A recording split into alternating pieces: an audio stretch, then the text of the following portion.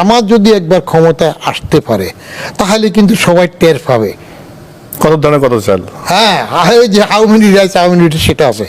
জামাতের একটা গুণ আছে, এটার জন্য জামাতের কিছু দোকানদার আমার বলে যে আপনি জানান আপনারা আমরা ভোট দেব। সেটা হলো জামাত কমিউনিস্টদের চাইতেও শক্ত ডিসিপ্লিন মেনটেন করে।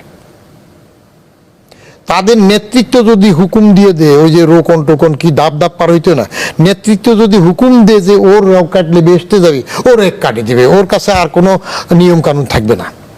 তাহলে এই একটা ভীষণ ডিসিপ্লিন আছে না।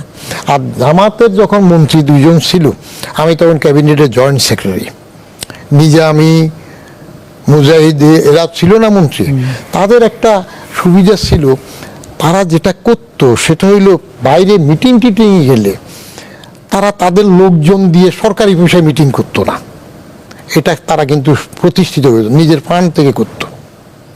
আর জামাত যারা করে তাদের সাগরেদগুলার টেক কেয়ার করে তারা।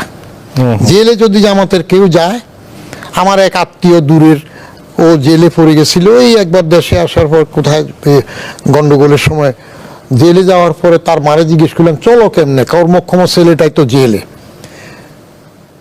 বলে যে কাকা ভালো আছি, আগের থেকে ভালো আছি, ছেলে আরো জেলে থাকুক। আমি কেমনে কয়, পার্টির থেকে ছেলে জেলে আছে দেখে আমাদের বাজার সদাই থেকে শুরু করে সব কিছু তো পার্টি দিতেছে।